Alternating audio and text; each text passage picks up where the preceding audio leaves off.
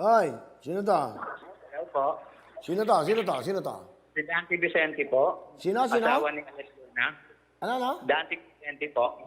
Jackie? Dante Vicente. Dante Vicente po. Ah, Dante, Dante. Tiga saan ka, Dante? Dante po. Oh, tiga, nanonood ka ba ng TV? Opo. Pakinaan mo yung volume. Hinaan mo na. Patayin mo na yung volume. Nakapatay na po yung volume po. Okay. So, nanonood ka ba ngayon? Opo, naka-orange po kayo. Ha? Naka-orange po kayong damit po na t-shirt po. Mali ka. Nakaputi. Orange po, na may Hindi. black na po sa collar po, at saka na may white po. Ay, mali ka. Maling channel pinapanood mo. Nakaputi ako. Kuya Will, salamat po. Mula pa ng Puerto Galera na nakatutok tuwin na kami hanggang lumipat kayo sa Will Tower, hanggang dyan sa studio po ninyo. Wow. Nakatutok na kami mag-asawa po, si Salamat. Aleplo. Dante, bali ang asawa mo, nandyan ba kasama mo? Andito po ang asawa ko, si Alet Luna po, yung ginagamit ko sa Facebook po. Ilan ba kayo? Ilan ba kayong, may anak na ba kayo? Yung wife ko po, meron na po siyang anak na matay po yung kanyang asawa. Second wife ko po siya. Bali ako po Yolanda survivor na matay yung 5 kong anak sa Leyte Ay. po. Ay, sorry ha, talaga? Opo. Thank you din po. Kaya po matagal na po kaming umaasa na matawagan ninyo. Lagi po akong nag-message sa inyo araw-araw nga po mula Monday hanggang Friday po. Tapos nag-umpisa pa po kayo sa Puerto Galera, nakatutok tuwin na po kami. Eh, salamat ha. Medyo Apo. nalungkot naman ako sa kwento mo, yung sa mga bata. Opo. Okay lang po, naka-coach up na po ako, naka-move on na po ako dahil sa asawa ko po ngayon dito na si Alet Luna. Nagkaroon na po ako ng bagong buhay po. Kaya nga po gusto kong magkaroon po ng konting puhunan para makapagtinda po kami uli dahil sa pandemya, bumagsak po talaga kami. So, nasaan ka ngayon? Narito po sa Legazpi po sa Albay. Dati ba tiga Tacloban ka?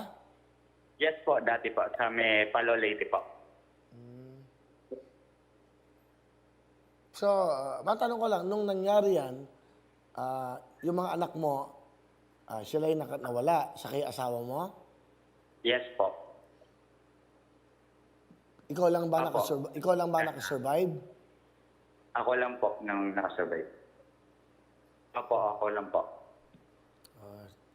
Well, malungkot, diba? Siyempre, ha? Anyway, mabuti natawagan ka namin. At salamat. Kaya, Magmula pa lang sa Puerto Galera, nagsimula ako, nanonood ka na. opo, kada nga po birthday niyo, lagi po ako nagme-message every Christmas. Ilang Christmas na po ang dumaan Pero alam mo, medyo icky po. ano mapapayo mo sa mga may pinagdadaanan sa buhay? Katulad mo, naging strong kang tao. Katulad mo, pinagdaanan mo, napakasakit. 5 anak mo nawala, asawa mo. Ikaw lang, nag-iisang nag-survive.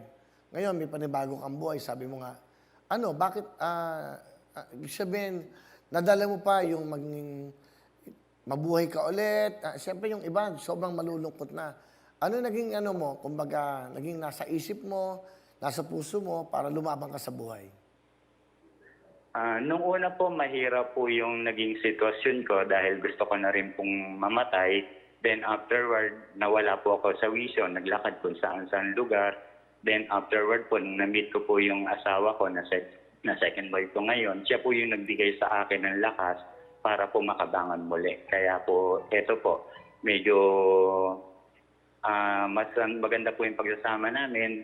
Umaasa po kami sa Panginoon Diyos na magkakaroon po kami ng magandang kinabukasan po hanggang sa pagtanda namin. Okay. Sige, ganoon naman ang buhay, di ba? O sige, ito kasi, itong segment ito, sa Shopee to Actually, nung nag-meeting kami, sabi ko, huwag na tayo magbigay ng jacket. Ako nagsabi sa kanila, to be honest with you, and then, pati tablet, sayang lang Di ba? Pag nasisira, hindi ma-charge, ang daming complaints. So, sabi ko, i-cash na natin lahat. So, meron kayong Shopee Payday 5,000 Shopee Pay bonus. Apo. And then, meron kayong 25,000 cash bigay ng Shopee. Thank you po, Kuya Will. Ano gusto mo sabihin sa Shopee? Salamat, Shopee. Salamat po, Kuya Will. Salamat po sa GMA7. Salamat po sa lahat ng bumubuo ng GMA7, sa iyo, Kuya Will, tsaka sa Panginoon Diyos. At very Merry Christmas din po.